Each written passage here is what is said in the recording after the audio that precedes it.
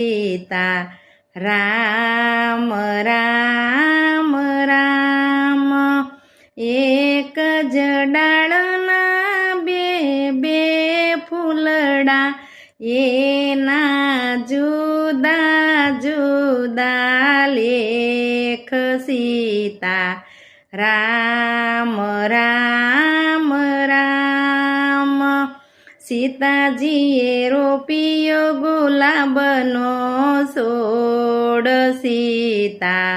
રામ રામ રામ બીજું ફૂલડું શિવજીને સડે